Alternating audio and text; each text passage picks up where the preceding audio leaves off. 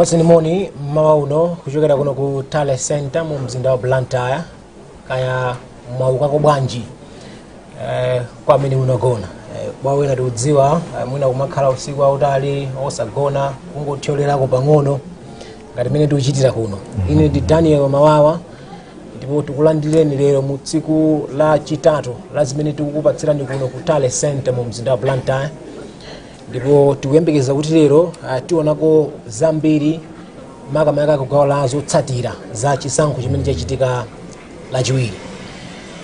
Ndi mpatsi moni komanso ndimulandire mzanga Steve Zimba. Wadzuka bwanji Steve? Dani kudzuka kwake kutha kuphatikizana ndi kuswera. Ndadzuka komanso ndaswera bwino kwambiri kaya iweyo wadzuka bwanji? Ine ndadzuka. Ndinakacholera mongati kuti tioneke mmene tionekera pano. Nyengo zovuta. Nyengo zake ndi zovuta. Eko basi. Amene mukutionera pano pakanema wa Zodiac. Wena mukutimvera tiliso pa Zodiac Radio, tili pa YouTube channel, pa izamaki za pa internet, komanso pa Facebook online. Malo onse mutha kutipeza kuti mulandire zotsatira zotsimikizika komanso zovomerezeka ndi bungwe la MEC. Good morning and greetings from wherever you're watching us. We are live at the main Tale Center, at the Chichiri Convention Center in Blantyre. And this morning we're expecting a little more traffic in terms of the results of Tuesday's tripartite elections in Malawi. Last night we only had 35% of the results announced by the Electoral Commission, but we expect more to come later in the day, and we are hearing there is a briefing by the Electoral Commission in about 2-3 hours or so. Let me welcome, but also invite my colleague Steve Zimba. Good morning, Steve. Morning, Dan. Have you rested? Quite a bit. Interesting. Sure. So today, maybe briefly share with us what are we expecting today at the Tale Center here? Well, Danny, we are expecting a little more things than yesterday. In terms of traffic of results, we should also expect some briefings. For example, Malawi Electoral Commission will talk to us, and there are also some few pressers in Blantyre. For example, the African Union will be holding one.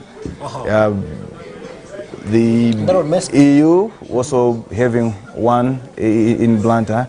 So basically those are the issues we are expecting today here at main Tale Center at Comesa in Blantyre. And then of course later on in the day, somewhere around midday, the first briefing by the Malawi Electoral Commission here at the main Tale Center. You're watching us on Facebook online, welcome. You're following us on our YouTube channel, welcome from all over the world. This is your trusted partner in as far as credibility in the announcement of the results of the 2019 tripartite elections are concerned. Steve, titili ndi zotsatira zingapo zimene zabwera kuchokera m'madera osiyanasiyana mdziko lino la Malawi. Tikhala tikukupatsirani zimenezi panopa titero, koma mwina poyambirira penipeni tiwatengere amene akutionera ku Mangochi. Tikambirana zinthu zingapo Steve, koma ndifuna kuti tingotenga ka break pang'ono tiwatengere amene akutionera zotsatira zathu ku Mangochi pa screen yathu imene ilipo, kuti tilengeze zotsatira zimene zafika ku Mangochi, tiwaonetse anthu amene akutitsatira. Tipite ku Mangochi Central constituency. Tingoyimirira kuti muone mmene zili ku Mangochi Central. Tinali ndi wena mwina nthawi ina sitinapereke bwinobwino zotsatira, tinangosemphanitsa mafigala. Koma Mangochi Central constituency mmene chayendera chisankho ku Mangochi Central constituency, zotsatira zake ndi izi zimene zili apa. Sharif Adams oyima pawokha amene wapeza 7,617 votes. Amene nda Sharif Adams, pomwe Dade Hussein Anusa achipani cha Malawi Congress apeza 1,616. Amene ku Mangochi Central awawa ndi mafigala a constituency yonse tsopano. tikafika pa Hasha Noel achipani cha UTM apeza 1417. Arazak Hussein amene oyima paokha apeza mavoti 515. A Victoria Kingston a DPP apeza 12,799. A Yusuf Kusweje amene wachipani cha UDF apeza 8,903. pomwe pomaliza pansipo pali Vincent Mkanda amene wa independent oyima paokha apeza 4,857. izi ndi za Mangochi Central. Ndi manena kuti kanthawi kene mwina anthu ena anayamba kutimbira mafoni kuti kodi tatibwerezere ninso zotsatira za ku Mangochi Central sitinamve bwinobwino kuti zinali bwanji, chifukwa kuti anthu kumeneko anayamba mwina sanamve bwino, anayamba kumachita ena kukhumudwa, mwina pena pake sizinayende bwino, anatifunsa anthu kuti tiwabwerezere zotsatira za ku Mangochi Central. Tilengeze pano kuti malinga ndi zomwe tapeza ife ya Zodiac sitikuchita declare kuti apambana ndi a Victoria Hussein, koma zotsatira zimene tawerengera kuno komanso zimene tatsimikiza ndi aku Electoral Commission zioneka kuti kumeneko akutsogola ndi a Victoria Kingston achipani cha DPP omwe ali pa mavoti 12,799. omwe akubwera pambuyo pawo a number 2 ndi a Yusuf Kusweje a UDF pa 8,903. So for all of you that were looking for some clarification on the Mangochi Central results, here are the results. Victoria Kingston of the DPP is leading there with 12,799. Getting back to you, Steve, we were discussing events for today. Maybe let's go back to yesterday. Let's go back to yesterday from the announcement of the initial results, the 35% that was announced. Apart from that, what else happened during the day yesterday? Starting with Dan, we had press conference by Malawi Electoral Commission here at Blantyre Center. Well, at first, MEC considered that there are some few anomalies in as far as 2019 May elections are concerned. The anomalies, for example, is the results in some constituencies, they were not balancing. For example, the number of people registered and votes cast. So those are some of the issues MEC told us in the morning. There was also the complaint of how results are being sent to main tally center. There was the results were in the snail's pace, quite slow. The speed was so slow. Quite slow. So the transmission was. And I did spoke to the MEC CEO, Mr. Sam Alfandiga, who admitted that, but of course was quick to mention that they are looking into that, and we're expecting the speed to kind of improve. And it has indeed improved. It has improved, yes, since that time. Yeah. Chabwino akutero Steve Zimba pa zina mwa zimene zinachitika dzulo akamba za msonkhano wa atolankhani umene unachitika dzulo konkuno ku Atale Center mu mzinda wa Blantyre. Kunalinso misonkhano ina ya atolankhani iwo napetanso ku umodzi wa iwo Malawi Congress Party. Malawi Congress Party. Koma kuno ku Blantyre. Ku Blantyre kumene kunali ku nyumba ya Dr. Lazarus Chakwera, president wa MCP, kuna miwawa kumeneko. Kumeneko kunakambidwa zinthu zingapo. Chipani cha MCP sichikukondwa kapena kuti ndizadzulo sichimakondwa kuti ndi mmene zinthu zikukhalira. Mwachitsanzo anakambapo za mmene mavoti akupangidwa transmitter kuti akuchedwa ndi mmene anakamba amake mawa kuti akuchedwa kwambiri. Komanso nkhani yoti mavoti sakubalansa ndi mavoti amene anaponyedwa komanso mavoti amene anthu analembetsa. Komanso panali nkhani yonena kuti ma presiding officers ogwira ntchito ku bungwe la MEC sakumafuna kumapereka ma sheets, ma results sheets kwa ma monitors achipani chimenechi. Ndi zina mwa zimene zinakambidwa kumeneko. Komano malingana ndi zimene anatifotokozera mkulu wa bungwe limene lili la chisankho Dr. Jenansa anati kumawako ndilero ananena zokuti akhazikitsa malo apaderadera kumene azilandirako madandaulo osiyanasiyana pokhudza chisankho chimenechi. Nde anakamba kuti aliyense amene ali ndi madandaulo alembe ku ofesi kwake kwa Dr. Jenansa kuti aone kuti athana nawo moti bwanji mavuto amenewa. Komanso madzulo kwambiri kunali msonkhano wina wa atolankhani kumene amanena kuti zipani zosiyanasiyana zisamanene kuti izozo zapambana, ponena kuti bungwe la MEC lokhalo limene lili ndi kuthekera kuwulutsa zotsatira zotsimikizika.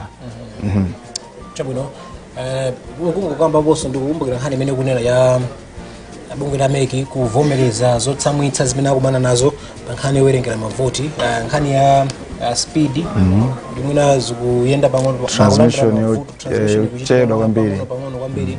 Tikuyembekeza kuti mwina zinthu zisintha akamabwera kuti atipatsire msonkhano wathu nkhani umene tikuyembekezera mwina around 12 o'clock or thereabout. Tekanye msonkhano wina kumayamba mu nthawi yeniyeniyo, koma tikuyembekeza ndithu kuti pali improvement kuchoka pa 35% jana alengeza dzulo ija. Andi zimene zijazo angoonera mwina kuti akhazikitse mitima yanthu pansi aone kuti chithunzithunzi chili bwanji, koma tisayembekeze mwina zotsatira anavomerezanso kuti zikumakhala zikusintha noko zotsatira zimene zija akumazika poyera. Ndi tikumaona ndithu kuti mwina pakadutsa 30 minutes kena kuona kuti izasintha wina watsogola mwina wabwera mbuyo, zonse zidziwika bwino lomwe, koma tikhulupira kuti pa 12 koloko pa mwina pakhala zogwirika ndithu chifukwa atifotokozera kuti mwina mavuto amene alipowa akuthana nawo bwanji, komanso kunena kuti mavoti kuno kutale center akubwera motani, chifukwa nadzaona pena pake panjaba kuti mavoti ma constituencies ena ndokuti amalizika kubwera pamene ena akunka nibwerabe. Nde timve kuti cha ma 12 o'clock muno atifotokozere moti bwanji makamaka pa nkhani ya kabwedwe kama voti kuno. Ndikumbukira madzulo pamene malankhula ndi Asama Alfandika amanena kuti amayembekezera kuti pomafika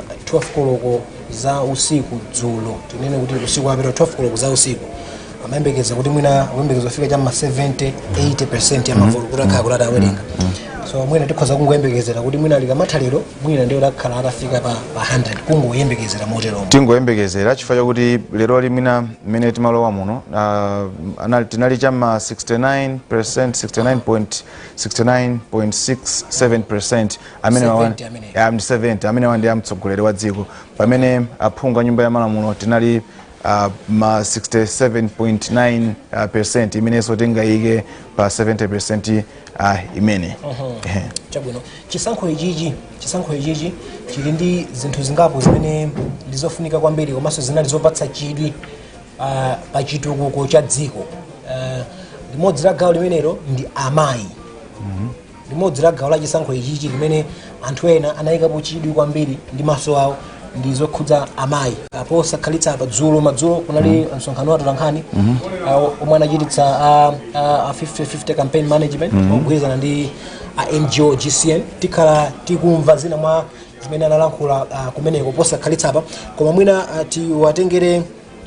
tiwatengere amene akutionera ku zotsatira zina. Steve Zimba niwe ndikugayire ku shiti ina ndithandize kuyambirira mwina apa timachita clarify Mangochi Central tuoneko ku Mulanji, so tizingopita ma constituency random random kuti kodi kukuchitika zotani. Ndi lowere ku Mangochi Central zotsatira za Mangochi Central zili moteremu, zotsatira za Mangochi Central zili moteremu. Dr. not Mangochi Central koma Mulanji Southwest. Mangochi Central ndio napanga clarify hapa. Pano ti ulowere ku Mulanji Southwest zotsatira zake zili motere. Dr. George Jabonda a DPP apeza 5,556 imeneyo ndi Mulanji Central. Josephine Kadewere a UTM apeza 3,994. Alindine Chimbalanga Independent 3,905. Martin Namarenda Independent 1,086. Shadrack Mangwiro Independent 1,067. Charles Banda Independent 794, Chimwemwe Kwiriro Independent 794, komanso a Edgar Todi Munseka apeza mavoti 61. Tikawonkhetsera malinga ndi mmene ilili ndondomeko imeneyi, George Chaponda, Dr. George Chaponda a DPP amene akutsogola ku Mulanje Southwest. Izi tikupatserani za matale center onse amma constituency amenewo, matale center onse, ma stream onse amma constituency amenewo, zotsatira zonse za pa constituency zimene atumiza kuno ku tale center ku Blantyre zili motero. Kulilongwe Mapuyu South, Lilongwe Mapuyu South kumeneko kunalinso awawa ndilene kuti ndima hotspot achetina chita indicate ife ngati azodi yake. Tili ndi madera ambiri, sikufuna kusala constituency ina kuti ene ngati otsalira, koma kuti panali madera ndithu apadera chifukwa cha ma characters amene anthu amene amapikisana madera amenewo ndikukumbukira ku Mulanje Southwest ku ndifua cha George Chaponda. Maso watu anali kuti tuone kuti kodi a George Chaponda anali mmodzi mwa anthu akhalakale pandale awakhulupiranso de zioneka ndithu kuti mwina zitha kukhala motero kuti mwina anthu awakhulupirira. Tipite ku Lilongwe Mapuyu South, Lilongwe Mapuyu South kumeneko a Edward Chileka Banda Amalawi Congress apeza 3997, a Angelina Chisanu a UTM 140 mavoti yawo amenewo. A Watson Dosh a PP apeza mavoti 38. Esther Katumba Independent 5548. A Piers Kauma a UDF mavoti 16. A Goodson Decker Independent mavoti 50. A Joseph Njovialema omwana liphungu kumeneko anowa mchisankho chapeza 1028 votes, pomwe Ayasinta Zambika a DPP apeza 238 votes. Imene ndi Lilongwe Mapuyu South amene zikubwerera kuchokera ku Lilongwe Mapuyu South. Mwina uli ndi ama constituency wena ineyo Dani tatiye tione kumpoto kwa boma la Chikwawa kumene kuko Owen Chomanika chipani cha DPP ali ndi mavotes okwana 13,191, pamene Green Malunga wamene wandi independent oyima pokha ali ndi mavoti okwana 4,444, pamene Brenda Thomas Sati amene wawa ndi oyima sopa okha apeza mavoti okwana 1,290, pamene Miles Ndafoka Webster amene wawa ndi achipani cha UTM apeza mavoti okwana 860. Tipite ku Karonga Central. Ku Karonga Central kumene kuku njovu ziwiri zimalimbana Dan. Karonga Central. Anthu amene amakonda kumasinthana, imakhanga constituency imene iyi ndi amakonda kusinthana kwambiri. Chifukwa onsewa ndioti alamulirapo kwambiri, atumikirapo kwambiri constituency imene. Constituency imene imakhala ndi amagazi, amaiti Bengazi. Anthu au Karonga amaita kuti Bengazi chifukwa cha constituency samachuke ndi zotero. Mulamuliro wa democracy tisamayembekeza kuti anthu adzimenyana, anthu azipanga azipikisana pa mfundo, ndipo mwina tizitsindika zimenezi. Ilili mwina ikhale challenge wa ku Karonga Central kuti asinthe dzina la Bengazi. Komano nayankhula ndi mmodzi mwa anthu amene amatsata kwambiri ndale ku Karonga, aneneza kuti zisankho za 2019 sikuti zinaliso za magazi ngati mene sikunavute kwambiri, ndiye kuti tiwayamikire kuti zinthu zatha kwambiri, zatha bwino kwambiri. Akuti zaenda bwanji kumene kuku Dr. Cornelius Mwalwanda anakhalapo nduna ya zachuma mbuyomu, amene wawa ndi Malawi Congress apeza mavoti okwana 4,907 votes. Frank Tumpale Mwinfumbo amene wandi achipani cha Alliance for Democracy Afford running mate UDF amene wawa apeza mavoti okwana 4,636. Sana siyane kwambiri. Ndi anthu amene amapikisana kwambiri kumeneko. Pamene kunalinso Mary Florence Ntakomwa achipani cha UTM apeza mavoti okwana 1,791. Bahati Kishombe achipani cha DPP apeza mavoti okwana 791. pamene Brigadier Smith Goodwin Ngwira amene wanda chipani cha People's PP apeza mavoti okwana 244 ndi mmene zakhalira ku Dr. Cornelius Mwalwanda apita ku nyumba ya malamulo 4907. Yes. Sana siyani kwambiri ndi ya Frank Tumpale Mwenefumbo koma Tumpale Mwenefumbo avomereza kale kuti iwo agonja. Avomereza kale afunira zabwino Mwalwanda. Ndi tiyeni tipite ku Nkhotakota South. Yes. Kumeneko kuli Aneli Banda. Aneli Banda abichipani cha UTM. Inaliso hotspot imene. Hotspot yathu. Chifukwa choti kuli mlembi wa chipani cha DPP Agresida Jeffrey. Oho. Yep. Kumeneko kuli Aneli Banda. Aneli Banda chipani cha UTM apeza mavoti okwana 2259. Pamene Agresida Jeffrey amene timakamba kuti ndi mlembi wa chipani cha SG wa DPP. Yes. Amene wawa apeza mavoti okwana 12,549 votes. Pamene Brenax Kaise achipani cha Malawi Congress MCP apeza mavoti okwana 13,592. Pamene Vaida Mchanju achipani cha PP apeza mavoti okwana 128. So MCP 13,000. MCP asiyana bwanji ndi Agresida mavoti yake? Mavoti yake amene asiyana nawo ndi ochepa kwambiri chifukwa Agresida ali ndi 12,449. Pamene Akaise achipani cha Malawi Congress amene atumikire constituency imeneyi apeza mavoti okwana 13,592. Ndendi pa mwina mavoti pa fupifupi 900 amene asiyana anthu amene so tikhozonena pano kuti ma SG SG DPP SG UTM agwa MCP kangata adutsa MCP adutsa amkaka adutsa. Omvera tikupatsirani zimenezi kuchokera kuno ku Main Talent Center mu mzinda wa Blantyre. Tili ndi ma results ambiri tsopano dzulo kulowa mpaka usiku unja kunali nkhawa kuti zikubwera mwapang'ono koma panopa tikuyembekeza kuti kuli mkoke chifukwa zotsatira ndiye zabwera komanso zabwera zochuluka kwambiri.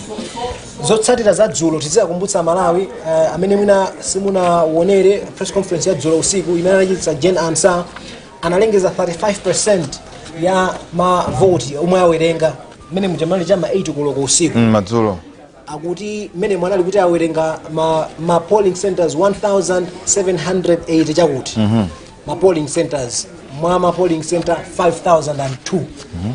Zotsatira za pamenepo ndingokupatsiraniza atatu amene akuonetsa kuti awawa amene akuonetsa kuti ali patsogolo kwambiriwa a Dr. Lazarus Chakwera kapena kuti MCP mwa zotsatira zimenezo anali pa 37.6% dzulo usiku kumene dzulo usiku 8 koloko madzulo, pomwe a DPP apita mthatika pa president ipo ndi amene akubwera pambuyo pa kwambiri angosiyana ndi ma percentage 0.6. A DPP anali pa 37.0. So tikhoza kuona kuti imene ndi chapa Chingerezi imati neck to neck kuti akupinditana ndevu mkamwa. China chilichonse chitha kuchitika.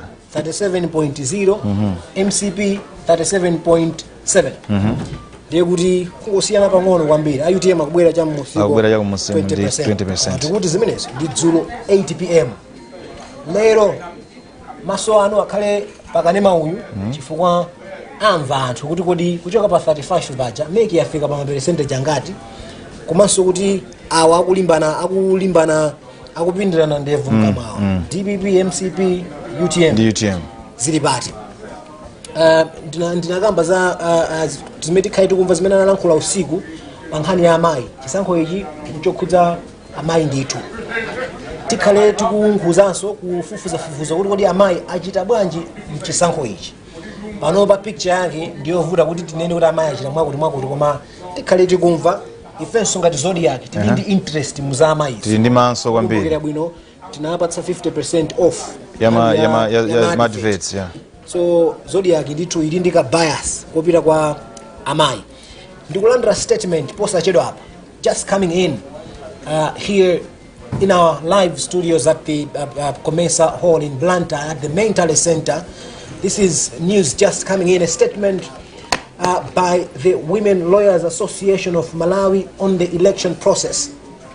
This is a release for immediate release from Women Lawyers Association and I will read it verbatim. The Women Lawyers Association of Malawi, WLA, in its capacity as observer of the electoral process in the tripartite elections on May 21, 2019, would like to appeal to all Malawians to remain peaceful and respectful of the democratic electoral process.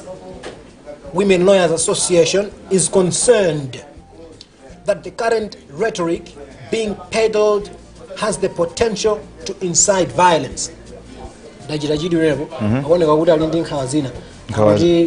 Antwena zolankhula chisankho chimenechi kuti alina zonkhawa ngati Women Lawyers Association.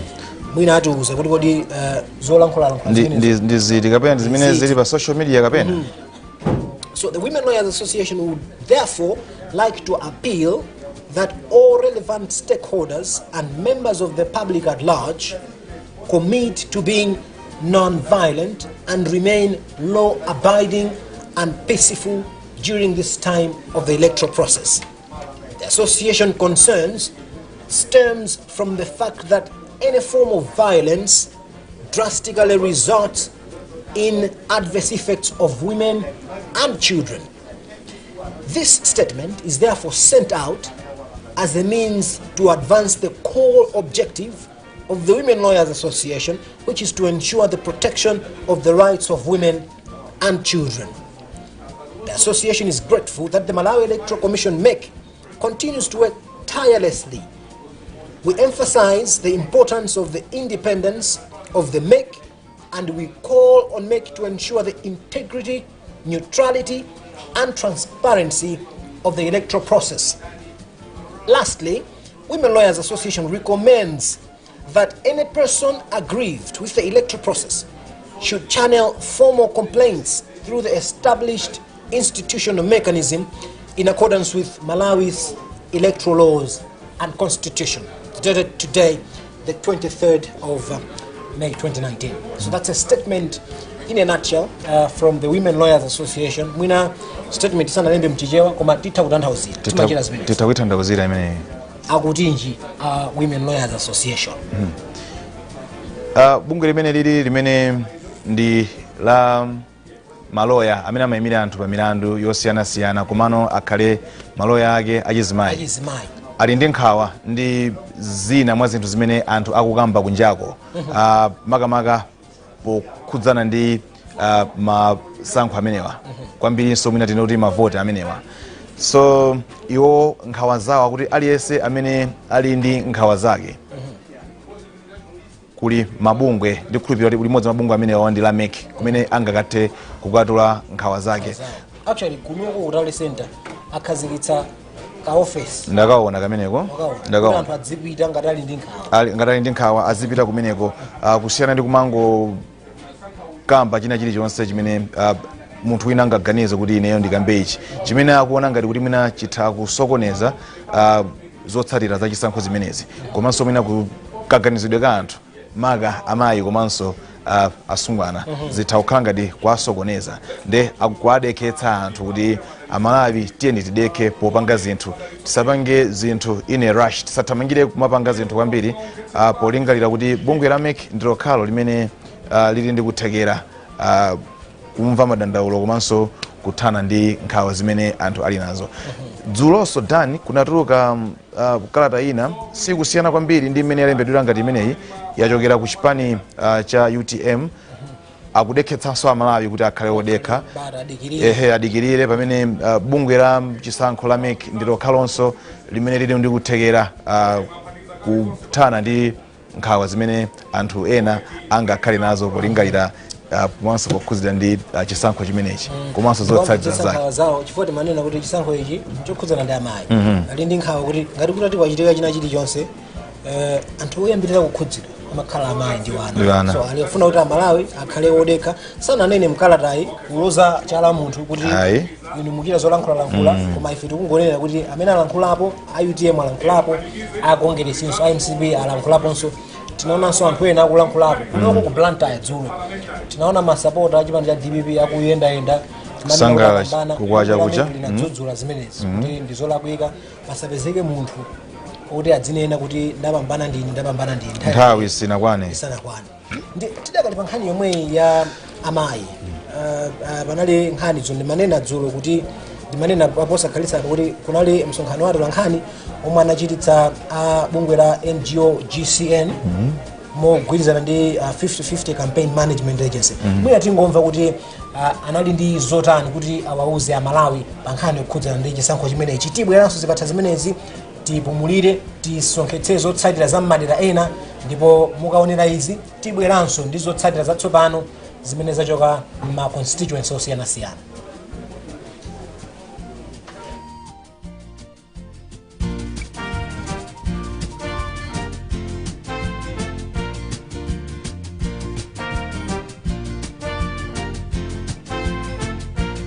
Kampeni ya 50-50 tikudziwa kuti yadziwika kwambiri mudziko mwathu muno chifukwa choti majournalists akhala akukamba kwambiri pakuulutsa even kulemba manewspaper za 50-50. Ndiye kampeni imeneyi tikudziwa kuti sitinayambe kale kwambiri koma muchaka chatha ndi mwina miyezi 6 tayakhala ndithu tsata process yoti kodi anthu muzipanimu azimayi akutha kusankhidwa kuti akatenge gawo mu nyumba ya malamulo kapena ukhansela. Ndiye ngati 50-50 campaign timaonetsetsa kuti azimayi tapatsa kuthekera kupyora maphunziro kapena zipangirizo zofunikira kuti iwo akathe kupereka mfundo kwa anthu amene amasankha. Ndiye tinaona kuti kupyora mu 50-50 campaign tadziwa zambiri zimene zimapangika mkati mwa mazipani kuti azimayi akasankhidwe kodi chimene chikuvuta kwambiri ndi chani. Chifukwa tinaona kuti pa zisankho zachipulula azimayi ambiri sanachite bwino. Azimayi ena anasiya zipani zichankukayima ngati odziyimira pawokha. Zimenezozo taziona komalizirako kuti azimayi amene abwera pa chisankhochi akuziyimirira pawokha sanachite bwino. Panopo tikungoona azimayi 4 kuchoka mu figure ya kuma 123 kuti ndi amene apambana. Zimene zikutionetsa kuti pali anthu akamasankha munthu woti akayimire ku nyumba ya malamulo amayang'ana chipani kwambiri. Ndipo ifeyo tikamachoka apapa tionetsetsa kuti kodi 50-50 ingagwire ntchito bwino bwanji kuti azimayi ambiri abwere ku parliament tikamapanga zisankho zina mu 2024. Nkhani ya ndale imayambira ku nyumba kumene kuti mzimayi akatenge gawo pa ndale mwina apempha abambo amuloleze ndiye akakukaniza amuna ako ndiye kuti zachipani sungapange. Timaonanso kuti azimayi ambiri amaperewedwa nkhani ya chuma kuti akatenge gawo ndi kuzitumikira kuti agwiritse ntchito chuma chawo kuti apange za ndale. Tikudziwa kuti ndale zili ndi chiopsezo chachikulu kuti ukhoza kuononga chuma chose ndi kusapanga bwino. Ndiye timaona kuti azimayi ambiri safuna kutenga gawo pa risk imene yoyo yoti mawa ndikudziwa kuti izizi sindikudziwa kuti tsogolo lake likhala chani. Ndiye timaona kuti azimayi ambiri amabwerera mbuyo. Ndiye mmene tikuonera mmene zikuonekera kuti azimayi ambiri makamaka amene analipo kale sakuchita bwino. Ifeyo phunziro lathu lalikulu pamene papa ndiloti azimayi sitinakwanitse kuyenda nawo ndime imeneyi kwa nthawi yayitali. Ifeyo taphunzira kuti nkhani ya 50-50 ikufunika kuti ikhale program ya chizolowezi mudziko mwathu, isakhale program yoyang'ana kuti zisankho zili 2024 2022 tiyambe kuthamangathamanga kuti kodi azimayi athandiza motani. Koma apa tikangotcha zisankho tikufuna tiyambire tuma programs kuti tiphunzire kuti chimene chachititsa kuti azimayi asapange bwino ngati sapanga bwino kuposa 2014 ndi chani, ndiponso kuti tipite tsogolo kuti azimayi adzachite bwino kodi titani. Nkhani ya ndale imafuna umwini kuti azimayiwa akayamba akapanga chisankho choti apange nawo za ndale iwo akatenge umwini woti azipereke mmene angakwanisire, chifukwa choti chinthu chimene uli nacho iweyo ukhoza kungodzuka lero nkonena kuti nditenge galimoto yanga iyi ndizipita kwakuti chifukwa uli nacho, koma ukadikira kuti ndikadzuka ndiyimbire uje adzanditenge, ukhoza kupeza kuti munthu amene ukufuna kumuyimbira ali ndi zina zoti apange. Ndiye timaona kuti zinthu zoti atithandizire zimabwera pa nyengo yoti amene akutithandiza uja wakonzeka, zimabwera pa mulingo woti watithandiza uja akufuna kutipatsa, ndiponso amatha kutiuza kuti tikufuna kuti chinthuchi chiyende motere malingana ndi kuti ndrama ndizanga. Ndiye ifeyo pamene popo tikunena kuti tikufuna ndrama zathu za mdziko muno zimene azimayi angathe kuzifikira kuti athandizike bwinobwino. Nkhani yoti sitinathandize mu nthawi yake, tikuvomera kuti zambiri zikanachitika ndithu koyambirira, ndiponso taphunzira kuti chithandizo chimafunika kuti chiperekedwe pakadali nthawi kuti nawonso ene ake aone kuti kodi pofuna kusintha ndipati, kodi kuti ndipite mtsogolo nditani. Ndiye timaona kuti mwina azimayi amene ali ndikuthekera amatha kuchita bwino kuposa amene akudikira kuti athandizidwe. Tikungonena kuti pakufunika ndithu kusintha maganizo, maganizo kuboma, maganizo kwa azibambo kuti tiye ntisapote, tisadikire kuti anthu ena akunja adzatisapote ifeyo.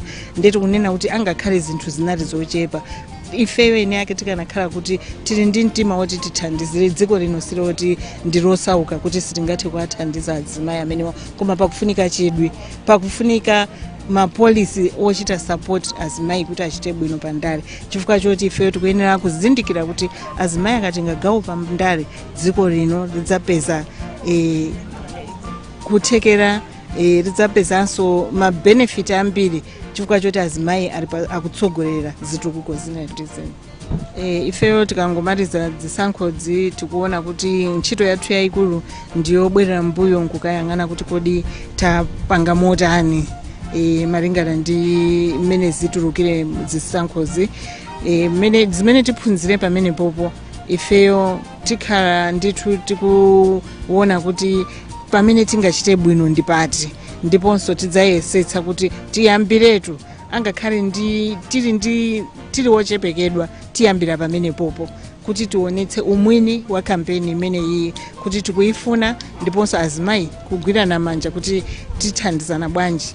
Akale aja atsopano amene ali mu parliament akamakafikira kumadera kwawo uko achite kuti azimayi ena anawonso ayambe kukhala ndi chidwi pa nkhani za ndale.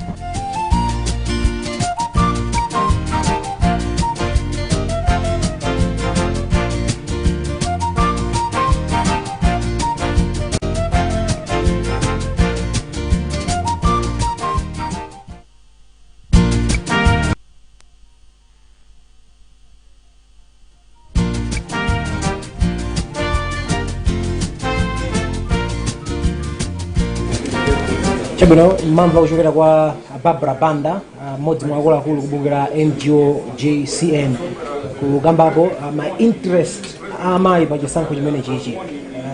They've been very particular powathandiza amayi kuti ayesere kupita patsogolo mchisankho chimenechi. Chisankho cha mu 2014 tinaona amayi ochulukirapo kupita pa parliament, ndinero mu 2009 amayi ochulukirapo, mu 2014 chiwerengero zatsika. Apa tikuyembekeza kuti kodi zikhale bwanji mchisankho chimenechi. Steve, nimeona tandara zotsatira zina kuchokera madera osiyanasiyana, zotsatira tikulengeza pa za phungu kuchokera ma constituency osiyanasiyana, za phungu pa constituency yonse. Tikunena kuti the likelihood is kuti ma figures amene tikupatsana papa ndi amene atsogola ndi amene apambane chisankho chimenechi. Ndikupatsa mpata kuti muna uyambe this round of results. Dan tiyeni tipireno ku Nchisi South. Kumene kuku kunali anthu angapo amene amapikisana pa chisankho chimenechi, amene wapambana kuti akatumikira Nchisi South amene ndi Ulemu Chirapondwa Amalawi Congress. Ulemu Chirapondwa apambana ndi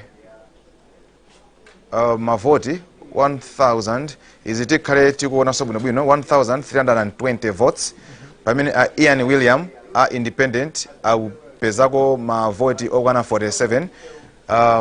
Steve Magoma a chipani cha People's PP amene wawa apata mavoti okwana 19.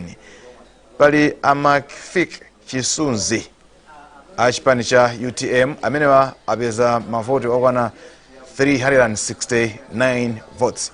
Pamene a Lincoln Kamwendo amene wa mayima paokha independent candidate apeza mavoti okwana 210.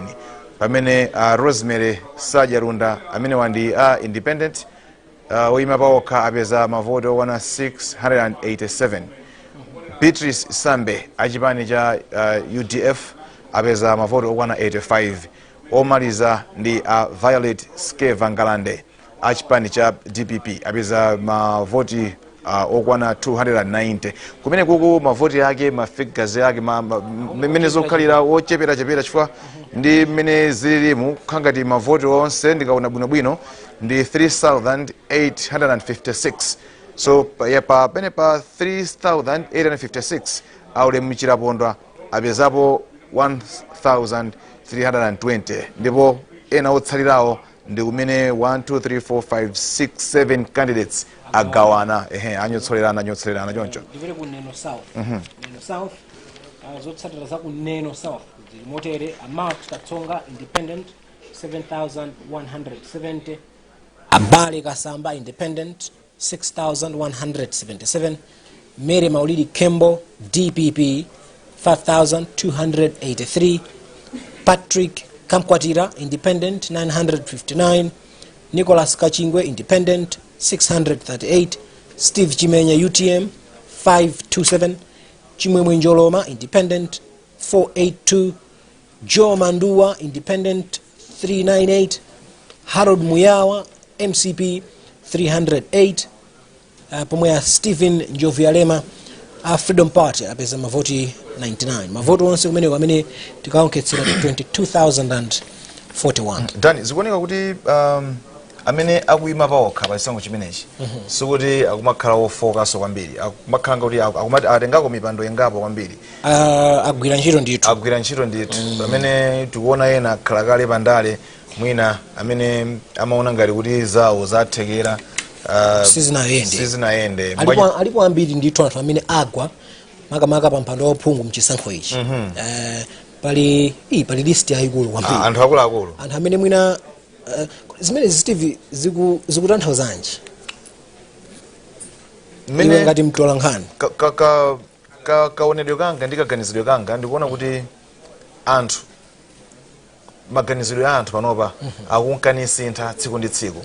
Izizi mwina tithapanga tribute mwina akubwera kwa mwina social media mwina dziko likuyendera chifukwa ambiri mwa anthu amene tikuona panopa ndachinyamata amene akubwera mipando yosiyanasiyana, ambiriso amene apambana chisankho chimenechi mwina ine abiri ndi atatu ndi madziwa amene mwina ndachinyamata mwina zimene zikuonetseratu kuti mwina kaganizidwe ka anthu kakunkanisintha tsiku ndi tsiku.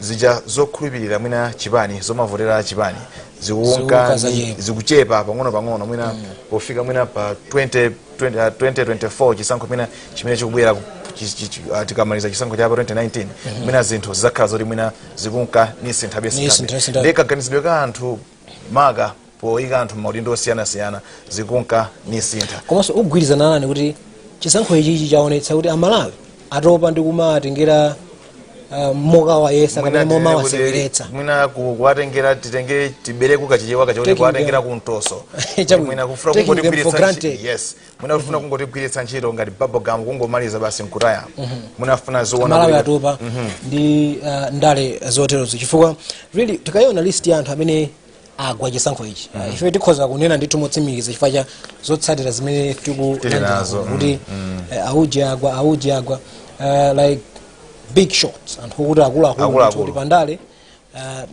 nobody imagined them faulting. Ambiri mwa iwo ndo kuti tinayamba kwamva kale ulamuliro wapadzana kwambiri. A very interesting election. So to close down Neno South imeneyo yapita kwa independent candidate Mark Katsonga pa mavoti 7170. Tieni tipite ku Kasungu North East. Timakamba za ma independent candidates kumene kuko tiyambe ndi madalitso wili makambauwa amene wandi independent amenewa apeza mavoti okwana 3,304 votes. Pamene Elias Wakuda Kamanga achipani cha Malawi Congress MCP amenewa apeza mavoti okwana 3,881. 3,081 votes didero 3,081. Yeah. Pamene Amaki William Madalitso Libwera achipani cha UTM apeza mavoti okwana 420. Chris Taulo achipani cha DPP apeza mavoti okwana 1,823. Pamene Augustine Mtendere oima pawokha independent candidate ameneyo apeza 829 votes. Queen Phyllis Chakufa achipani cha People's PP apeza mavoti okwana 310.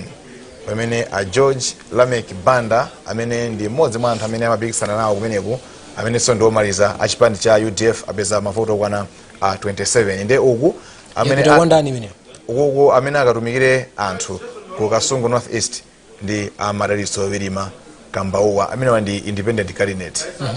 Asiyana bwanji ndiyo watsatirawo Elias Wakuda Kamanga wakaleso kwambiri Kalagale Bandale wagwa amene wawa apita kunyumba iwo sikuti akatumikiraso anthu a Kasungu North East ndi mavoti okwana 3,081 votes. Tipite ku Salima South. Salima South mene konso unali heavyweight. Inalinso hotspot yathu tinanena usiku wa dzana uja kuti tine ma hotspot modzi yayo ndi Salima South. Muidziwa anokha mene ikhalire koma kumeko kwamapikisana ndi anthu atatu. Mina ndi constituency mene kunali chiwerengero cha anthu chimodzi mwa chiwerengero cha anthu ochepetsetsa mu chisankho chimene chichi kuona kuti olo mavoti yake imene amabwerera anthu amapeza ndithu mavoti oti ochulukirapo chifukwa kunali anthu atatu okha omwe amapikisana a Christopher Manja a MCP, Dr. Uladi Musa a DPP komanso a Rashid Asif Yasin amene wanda a UTM. Zotsatira zake zili moteronso Manja a MCP, Christopher Manja MCP 9,442, Uladi Musa DPP 9,171 pomwe Rashid Asif UTM apeza 1,803. Heavyweight Uladi Musa zioneka kuti zawo sizina waendere mo wakumene kwenikweni chifukwa malinga ndi mavoti awo constituency imene ikuoneka kuti akutsogola tikutero kuti akutsogola ndi a Christopher Manja achipani cha MCP pa mavoti 9,442. Tiye tipite ku Salima South East kumene kuku kunali anthu 2 3 4 5 6 and 6 amapikisana ku Salima South East Dani kumene kuku tiyambe ndi Mike Mwawa achipani cha Malawi Congress amene wapeza mavoti okwana 7,014 votes. Pamene Kasim Liguluwe achipani cha DPP apeza mavoti okwana 3,575 votes. Peter Kadamanja achipani cha UTM apeza mavoti okwana 1,541. Pamene Chris Daza amene wandi achipani cha Depego komanso ndi mtsogoleri wa Depego apeza anachita endorse apita mutharika mu chisankho ichi amene apeza mavoti okwana 563 votes. Pamene angolemba kuti kufuna situzoza kuti mwina kufunako ndi first name kapena ndi surname labambo kapena lawo chifukwa tangobwera tangolandira kuti kufuna amene wandoima pawokha apeza mavoti okwana 874 votes. Omaliza Idrisa Shaibu oima pawokha apeza mavoti okwana 1,518. Nde uku Salima South Mike Mwawa atsogola tukamba pano chabwino. Tuona Dowa North tindi Dowa North posa khalitsa tikhala tikumva that beat from the NGO GCN from Barbara Banda, the English beat on what they are making on this election and the issues they have of concern for the Electoral Commission, the electorate, but also the election stakeholders. Koma pomwe tikupitira kupatsirani zotsatira izi Dowa North kunali opikisana anthu anayi ali motere zotsatira za kumeneko zili motere: Joseph Chafukira Independent 7,990, Enos Chatatanga MCP 11,803, Asha Titus Kandinga UTM 1,261, pomwe Silver Mkwezalamba Ngoma DPP 1,144. Dowa North yapita MCP Enos Chatatanga MCP mavoto wana 11,803. omwe akubwera pambuyo pawo kwambiri ndi wa UTM Independent Joseph Chafukira omwe apeza 7,990. titero mwina tatsirize kwa round ino eti titero tikhala tikubweranso titengezo tsatira zina tikupatsireni koma musatalikire mwina mukutsekula kumene kanema zanu.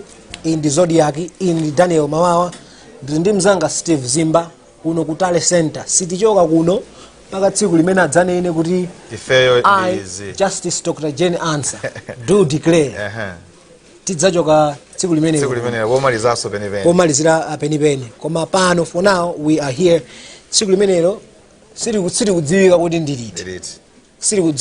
ndiliti, koma tikuyembekezera kuti ndi masiku awiri atatu akudza malinga ndi zimene anatu za dzulo Robin amaka Asam Alfandika. Pomwe tikupitira kupatsirani zimenezi ndinanena kuti we'll take a short break, koma tikusiyeni mukumva the English beat of the issues and concerns from the NGO GCN. We were hearing earlier in Chichewa from Barbara Banda of the NGO GCN, and we'll now bring you the English beat of their issues of concern for women in this election.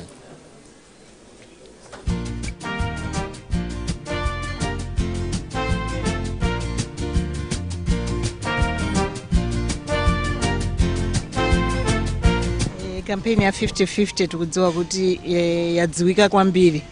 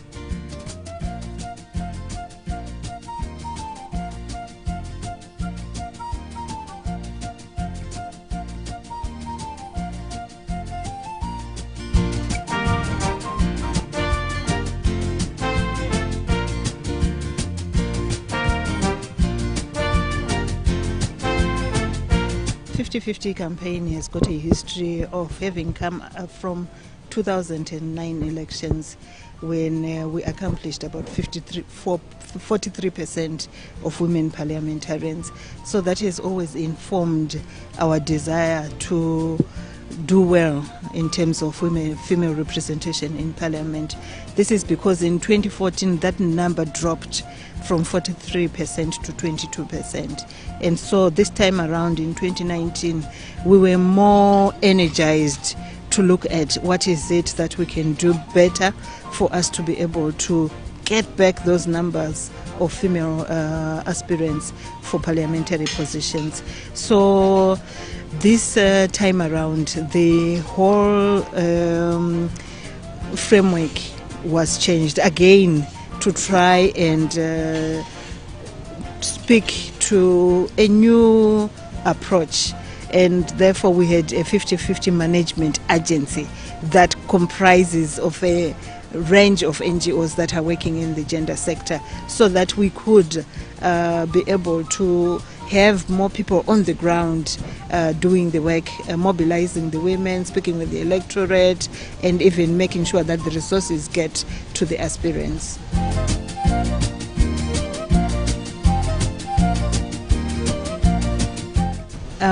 It's an ongoing battle. and we can't really measure it by results out of an election which is an event which happens every 5 years. So this for us is a mission. We are looking at the long range. We are saying we want to learn from each process to see what we need to improve, to learn from it, to see how we can strategize moving forward. So for us, we are looking ahead and saying whatever the outcome of this election, for us, it's enough information to move us to coming up with new ways of approaching our desire to have more women participating in politics. Okay, so I think the campaign, we must applaud it in terms of just when you say 50-50, you see that even children are talking about it. They are starting to have a mindset that there's something that talks about equality. We have seen the media covering it in a very big way. The Ministry of Gender, Children, Disabilities and Social Welfare has been our key partner in implementing this program. So it has set itself up as a program that we need to engage with.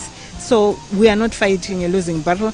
We are taking baby steps, and we are saying for us, this is a platform that we want to utilize to get the message out there, to start changing the culture of doing things in the political field. We also have a women's manifesto that has been birthed during this time that is talking to issues of how do we get women's issues on the table to be discussed together with women, so that as a country we start moving forward on gender equality issues. Well, these are preliminary and unofficial results. So for us, we are still looking up and saying, we'll do better at the end of the day.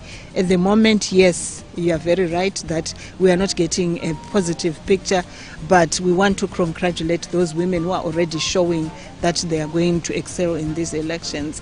Obviously, they are going to be losers. And again, we'll go back and look at where is it happening in terms of regional setup. We'll also look at what the party affiliation. We'll look at issues of independent versus those who are in political parties. We'll look at issues of the old incumbents versus the new aspirants. So we want to analyze the whole situation and be able to come out with clear direction of how do we strategize moving forward? How can we improve? And we are not going to wait for the next elections. We are going to start from the day that MEC has announced the official results.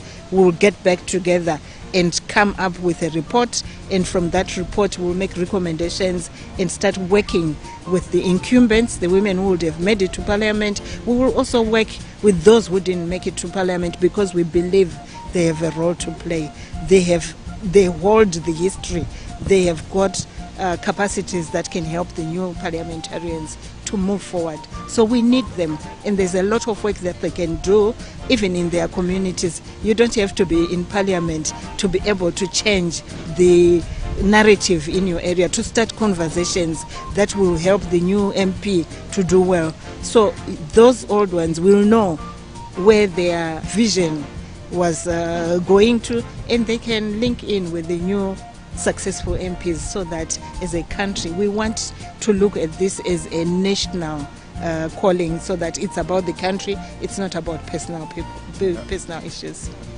We want to thank the government for taking on board the 50-50 campaign, because it relates to their indicators for gender equality. We want to thank our donor partners for holding our hands and really giving us the support to be able to support the women aspirants. We want to thank even the media for the work that they've done for making sure that this whole campaign is amplified to the way it has been. We know that we need more. We are asking, we are demanding that government has to have a budget allocation for women empowerment, so that women can start from home ground to say that there is a budget that has been passed in parliament, and we can tap onto those funds. We know that the competition between men and women has been not from a level playing field, because men have got so many opportunities, and that is what gender equality has to start challenging, to say as long as men and women don't have the same opportunities in this country, gender equality is not achieved. So for us, we are saying there is space to negotiate, to demand with the authorities that we need to see more positive government deliberate policies that ensure that women are being supported to do well. It's good for the country. When you are running a race and you haven't done well, you know that you need to go and work harder. If it's training, you need to put in more hours. If it's changing your diet so that you are fit for the job. This is what exactly we are going to do.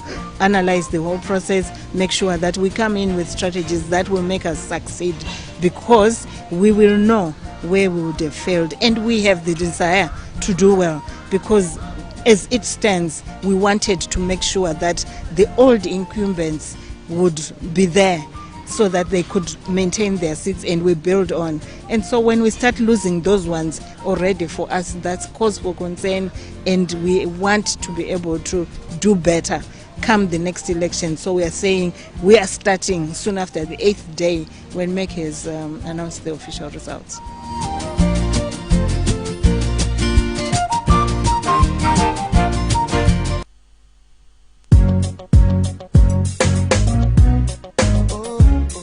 You're all about your style, elegance, and setting trends.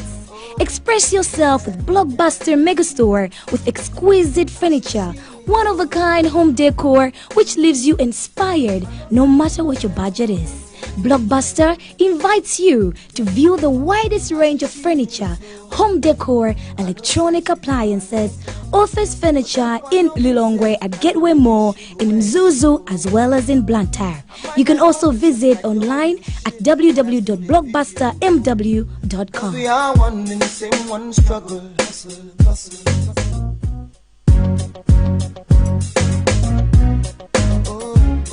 You're all about your style. Welcome to Glally Stationery, the home of toner cartridge, inkjet, laptops, and desktop computers, office furniture, paper shreds, binding machines, and printers. We have original toner cartridges like HP, Canon, Sharp, Xerox, Samsung, and Brothers. We also have school learning materials like whiteboards, blackboard rulers, laptop bags, and many more.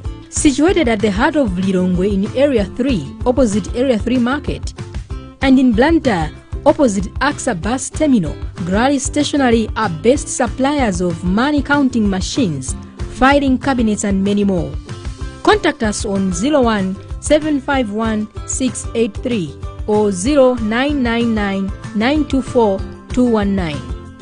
Glally, Glally, Glally Stationery, you will never be disappointed.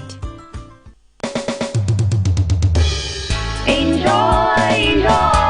Believe you me, nothing tastes better than Enjoy. Enjoy is a dairy fruit blend you cannot afford to lose. Enjoy pineapple, enjoy peach, enjoy orange, enjoy tropical fruit blend that makes you feel wow. Packed in Tetra Pak packets, very safe and healthy, lasts very long in room temperatures, even without refrigeration. Use Enjoy during parties, on the journey, in your offices, very convenient. Yes, Enjoy, another product from Lilongwe Dairy, 2001 Limited. For more information, call 01-753-111 or 01-754-111 or email sales@lldaily.co.nw.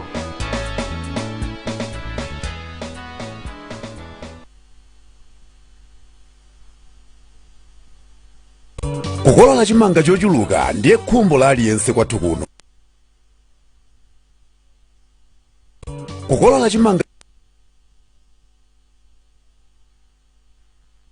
Kukolola chimanga chochuluka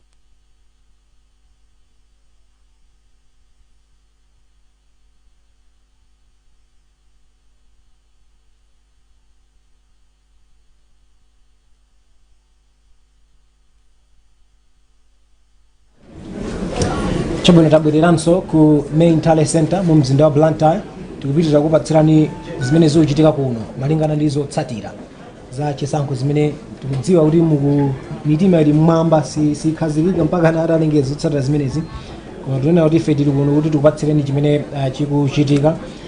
Ndinanena poyambirira paja kuti bungwe la Women Lawyers Association ali ndi uthenga komanso mwina zina nkhawa pa chisankho chimenechi. Ndiye tinati tiwafunsa inu wake uchoka kubungwe limeneli kuti atilankhule kuti akutinji mkalata yawoyi, ndipo amene ndili nawo mu studio muno Mai Tadala Pege Chimkwezule, iwo ndi president wa Women Lawyers Association. Olandira Tadala mubwere ticheze kuno. Busy kwambiri. Kalata imene mumatulutsa mmawa uno, nkhawa zanu nzotani pa nkhani ya chisankho chachitikachi? Chabwino. Nthawi ya chisankho anthu amakhala ndi zambiri zomwe akumva akuchita, kwa iwo awudikira kuti amve ma results kuti awina kapena ayi.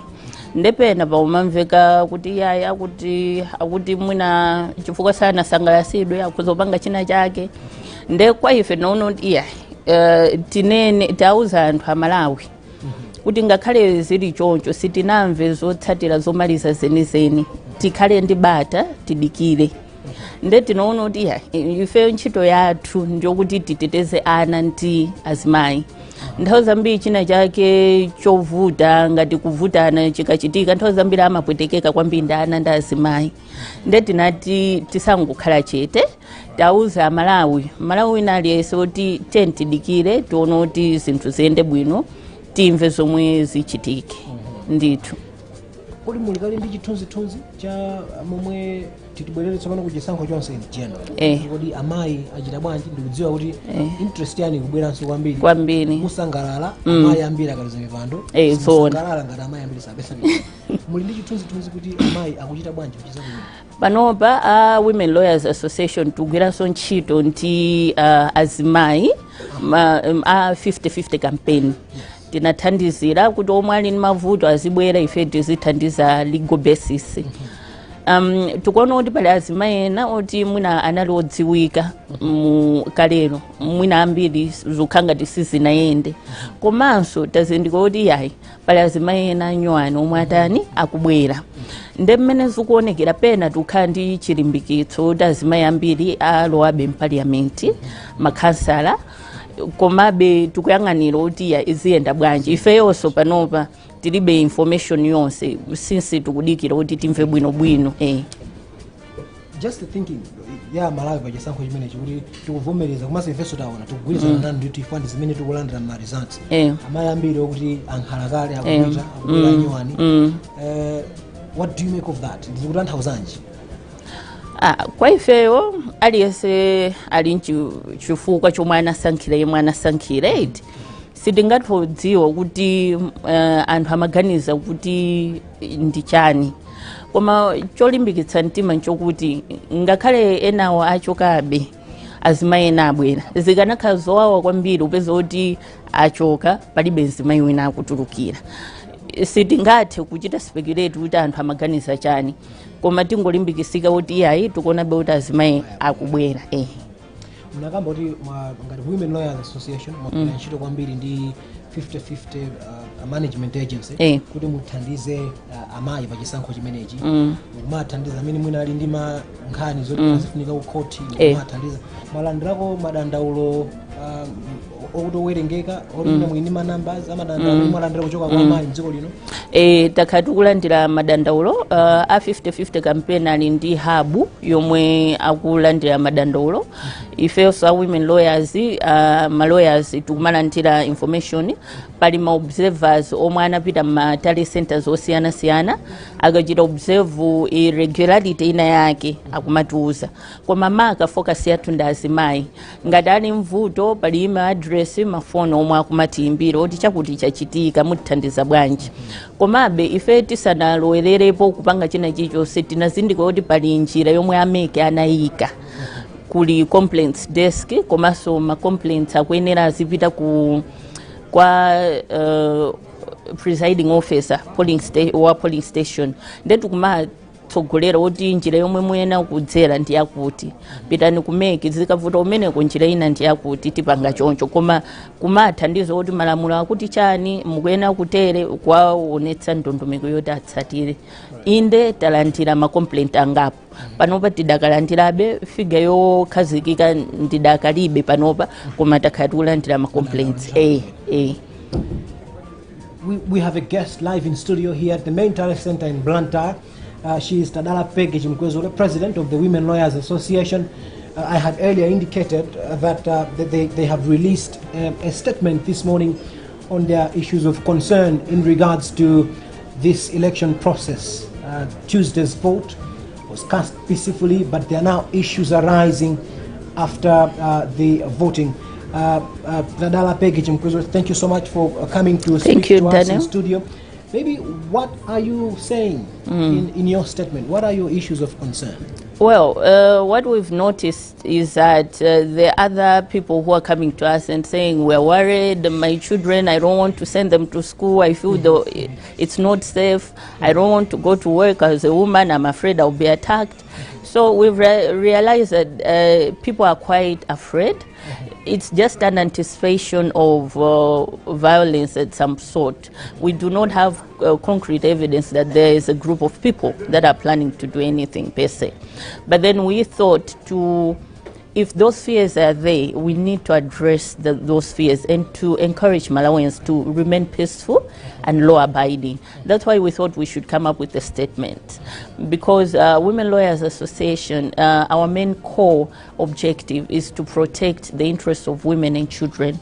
And in any kind of violence and incident, mostly the ones that are adversely affected are women and children, yes. Just in general, your interest in this election is very clear. Yes. You would like to see more women make it to parliament, for instance. Yes. When more women make it to parliament, you're happy.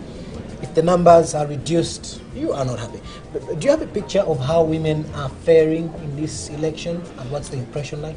Well, the picture we've gotten, we're also working with the 50-50 agency management. We've had our own observers go to observe. What we've noticed is that a few women that were in parliament previously, some of them have not made it. However, they've come in a few new names, several names of women. So yes, a part of it is a loss, but on the other side, it's not a complete loss because at least we have women. The complete loss would have been where all women, there's no woman in parliament, there's no one there. But we're hopeful that as we progress and as the results come through, we're hopeful that the number of women into parliament, councillors will continue being increasing, yes. I mean, just the trend of having the old-timers fail to make it in this election and new ones, what impression do you get? What does that mean? Well, our impression, definitely we cannot speculate because everyone was voting on whatever basis they had. However, we would want our fallback point is the fact that we still have women. We're believing that that's good representation because most times women are not well represented in decision-making positions. So we're encouraged by that. We can't speculate why this has happened. Maybe eventually people will now dissect the information, but at this moment we don't really have a reason, yes. And then finally, you have been working with the 50-50 campaign management agency. Yes. On complaints, you've been handling complaints. On the legal aspect of it. Yes. Do you have a picture of how many complaints are coming and of what nature? All right. We've had several complaints. Several women have come through, councillors, MPs. They're reaching us through our email addresses, our phone numbers, and even coming through to the agency hub set up by the 50-50 campaign management agency. The numbers keep changing and escalating, but what we're providing as a legal guidance is enabling the women to know what they need to do. The first point of call is exhaustion of local remedies, readily available remedies, which are set up by MEC. So first of all, we'll tell them to complain to the polling station presiding officer. And then if that does not happen, they can complain, I think through MEC at the tally center. And then if whatever result they come, they're not satisfied, then we'll see what legal mechanisms can be used. But we're taking them through the process legally and ensuring that they follow through what needs to be done. The numbers, I cannot specifically give you the numbers. We've had several though, be assured. And some of them where we think the concerns are some things that can easily be addressed, we tell them what needs to be done and they proceed. But I think at the end of it all, when the results have come through, we'll be able to share the numbers we've received, right. Yes. Thank you so much. That was Tadala Peggy Mkwezo, the president of the Women Lawyers Association, speaking to us this morning live on our in-studio set at the Comesa Hall in Blantyre. We still have more to come. Like I indicated earlier, we are waiting for a press conference to be addressed by the Malawi Electoral Commission. There are also media briefings outside the main tally center. The AU has a media briefing. The EU and other observers also have a media briefing later. We will not be live there, but be assured we will bring you a coverage of whatever transpires there, and we'll bring it to you here at the main tally center. We should be back with more shortly after this.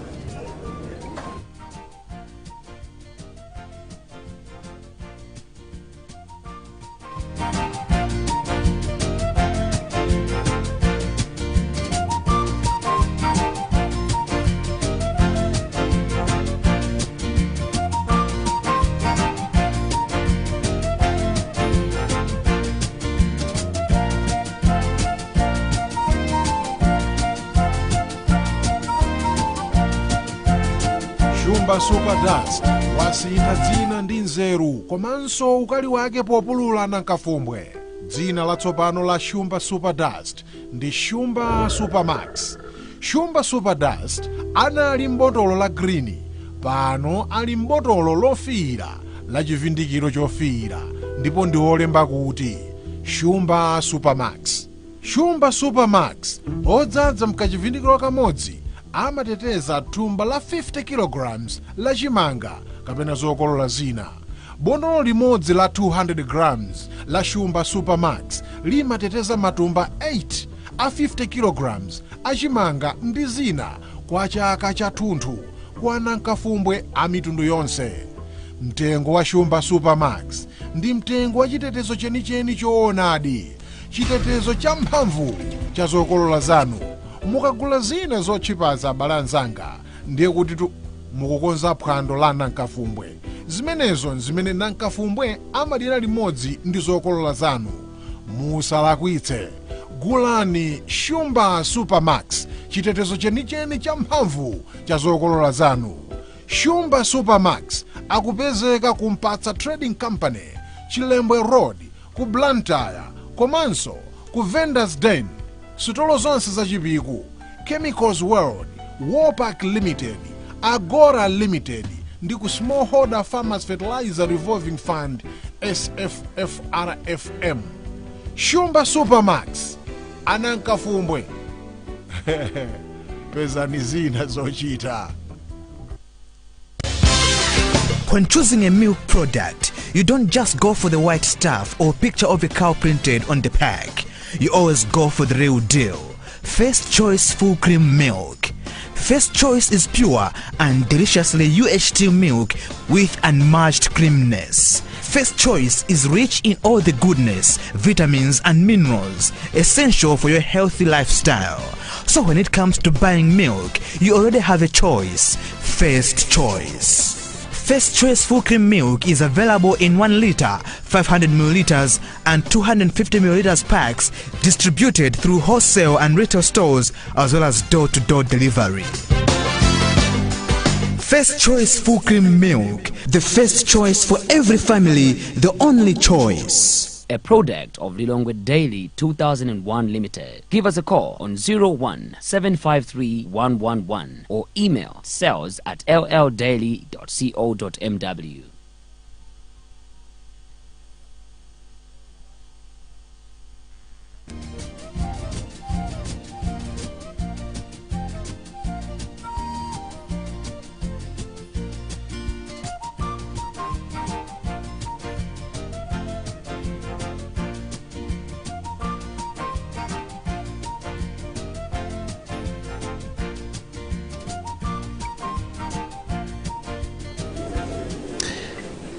We're back at the main Tale Center, continuing our live coverage of the election process in the 2019 tripartite election.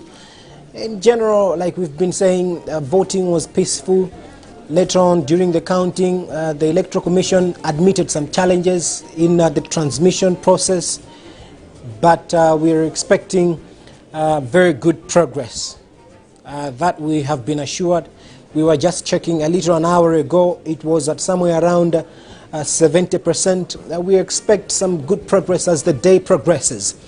My colleague Joab Frank Chakaza, late last evening, spoke to a political analyst, Rafik Hajat, on issues around this election, and let's bring to you insights from this interview that my colleague Joab Chakaza had with analyst Rafik Hajat.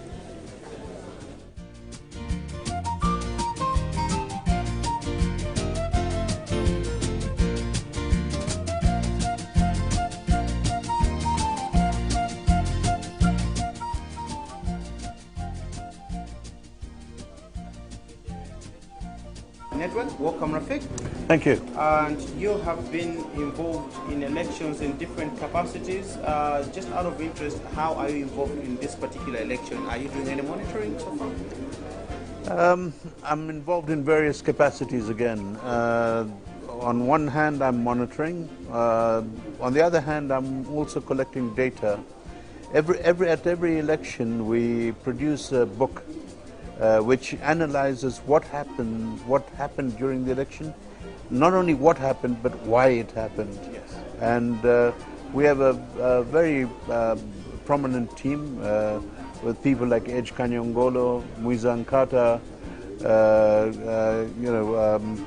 and I think you know Levi Zelezamanda. Yes, yes. So we've got a team that produces this book at every election. The last election was 2014 tripartite elections. Is democracy maturing? So the title of this one is yet to be decided, but I'm collecting data for my chapter. Now, looking at the 2014 election, I know we could probably look at this election in comparison with 2014 and 2009 and the rest of them, but let's stay a bit more recent, 2014 and 2019. What have we learned from the 2014 election? Are we doing any better this time around? If you will pardon the phrase, the 2014 election was shambolic. Shambolic. Shambolic. Okay, and everybody accepts it as such. The management was appalling, and basically it left a lot to be deserved. The 2019 election, in comparison, is a refreshing change. Yes. MEC, I think, has come a long, long way. 91% of all polling stations opened on time. Yes. All the materials were there in place. Yes. And generally, because of the election situation room that is being held by NICE, where I'm also involved, yeah, I've noted that when we bring an issue to the attention of MEC, they are very responsive. Like the issue of the students who couldn't vote. Yes. We reported it to MEC, and MEC immediately reversed that decision. So MEC has been responsive. I've just watched this current press briefing. I was filled with a little bit of concern on that briefing as yes, well. Yes. MEC seems to have a bit of a reservation when they're dealing with journalists. I think they become defensive. So it is all your fault for making MEC defensive. But having said that, the issue of, for example, the complaints desk. MEC has put a complaints desk, and that's all well and good. And then the question was asked, what about the people and the villages and so on? Do they know about this complaints desk? Exactly. Let me ask you, MEC's answer was, oh, we have got phone numbers, etc., that can be reached.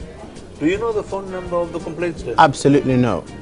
Would you expect a villager to know that? Zero. So therefore, my question is, how widely have you raised awareness about this complaints desk? And I would say probably not at all. Yeah. And that's why I think it was an afterthought. And I think it is unfair to say everybody has a phone number and everybody can ring. I have personally visited most of the polling centers in Blantyre urban area, and I saw some situations where people were not happy at all. And if they had a number to call, they would have called. But even I didn't know that number. So we do agree that last election was fairly disorganized. You call it shambolic. 30% of the centers are the ones that opened on time. More than 70% opened way after 6 a.m. and they closed late. Some actually had to vote the next day. Correct. They didn't have polling materials and all those things, and we already know about that. This time around, it was a great improvement over that. Most polling stations opened on time, and by 6 p.m. they had closed. But now, this is more than 12 hours later, and we still don't have a significant number of votes that have been counted and tallied here at the tally center. This hasn't been the normal case. Last time, by this time, we had received more than 50% of the votes, if I recall. Yes. So that should be a cause of concern as well. And I think that question was raised. It was raised. From my own information, I'm not taking MEC's point of view. MEC merely said that there have been delays. It is, I think, procedural. They're talking about Form 60 and Form 66, etc. And it's going into a whole process explanation. There's also, you may not know this, but the fiber network, the optic fiber network from Lilongwe to Blantyre was out of commission until 3 o'clock in the morning. Right? Therefore, no results were coming from the central region. So I suspect that there was network failure, but they don't want to to divulge it. Possibly, they think it'll raise panic. The rate of return is very slow, but I would say give them a chance. I think they're trying to do their best. And they're really worried about these allegations about rigging and so on. Yes. Even the president has been talking about rigging, the vice president as well. So I think the sensitivity is very high, and MEC is erring on the side of caution. That's maybe why everything is so slow. But that was my point exactly, that considering that there have been all this talk about rigging, not from ordinary individuals, from the very senior citizens of this country, and now you get a situation like this where results seem to be trickling in, and there is now proof that there seems to be some irregularities in the figures, especially where Form 60 and 66 are concerned.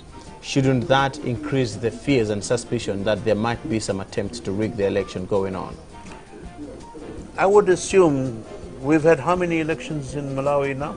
I think this should be the 4th or 5th. Right. 94, 99? Yes. Okay. Then? Yes, and then 2004, and 2009, and 2014, and this is the 6th. By now we would have learned a lot about rigging and so on. I don't think anybody would be so crude and so obvious to try and alter or falsify figures in Form 60s and 66. I think you have to make a provision for human error. I think we've now reached the age of technology. We know there are allegations in 2014 that the results were altered during transmission while they were being transmitted, so that the results that were sent from Tally Center were not the results that reached the National Tally Center. I think the ways of rigging have become very sophisticated. This is far too crude, and I think it's far too blatant. I would not be worried about that. Last time the result of the election was in contention and it ended up in court, and obviously a winner was declared. Do you foresee any of that happening? Do you think the front runners, I mean, we thought it's a 4-horse race now, but from what we've gotten so far, it looks like it's 3 that are racing against each other.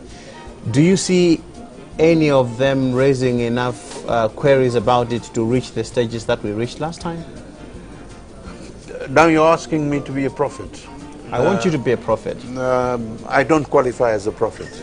But what I can tell you is that I think it all depends on One, how close the results will be between first and second.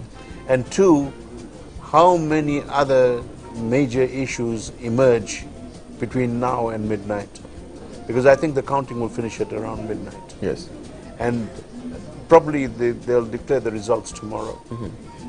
And I think that the closeness of that result is what is going to determine whether a party feels disgruntled or discontent. And of course they're entitled to take it to the court if they so wish. Yeah. So suffice to say that in the last two elections, MCP took the matter to court. This time I don't think somehow that they'll be taking to court because they look like they're leading. But one never can tell. It is their right to take it to court. And I would only hope that, that everything should work out peacefully, because what my worry is this: if one or other stakeholder is aggrieved, that feeling of disgruntlement permeates down into the grassroots, the rank and file supporters. It then leads to violence on the streets. And let us pray against that. It's our hope that we will not have any violence in this election. So far things have been okay. We haven't had many cases of violence reported. Less than 1%. Less than 1%, which is a great improvement over last Huge. time. Huge improvement. That's Rafiq Hajat from the Institute for Policy Interaction, as well as Mtendere Election Support Network. Thank you so much for making time to talk to us. We'll be coming back later on.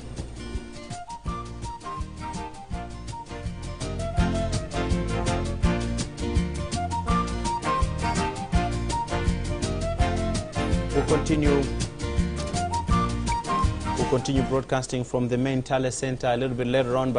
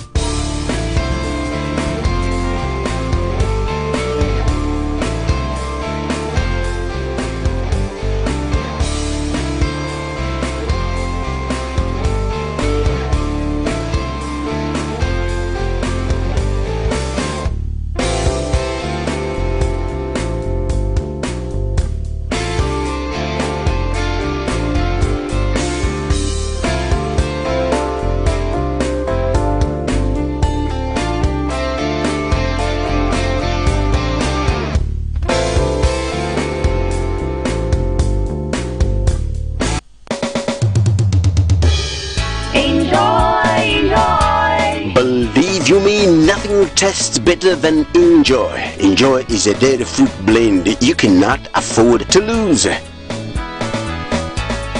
Enjoy pineapple, enjoy peach, enjoy orange, enjoy tropical fruit blend that makes you feel wow. Packed in Tetra Pak packets, very safe and healthy, lasts very long in room temperatures, even without refrigeration. Use Enjoy during parties, on the journey, in your offices, very convenient. Yes, Enjoy, another product from Lilongwe Dairy, 2001 Limited.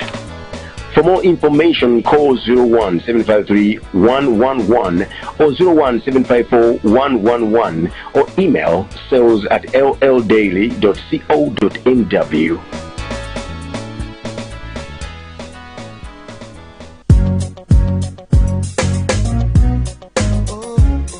You're all about your style, elegance, and setting trends. Express yourself with Blockbuster Megastore with exquisite furniture, one-of-a-kind home decor which leaves you inspired no matter what your budget is. Blockbuster invites you to view the widest range of furniture, home decor, electronic appliances, office furniture in Lilongwe at Gateway Mall, in Mzuzu, as well as in Blantyre. You can also visit online at www.blockbustermw.com. We are one in the same one struggle. Soya pieces alipo ochuluka pansika koma wambiriyu osapatsa nyonga komanso alibe zofunikira mthupi la munthu. Zimafunika kusamala posankha ndiwo zathu chifukwa soya pieces yense ali pansika aloyenera kuti inuyo mugulire banja lanu. Kwani majamna bila training masana eh? Yeah. Na upigira soya gold muje msana bila training. Sawa.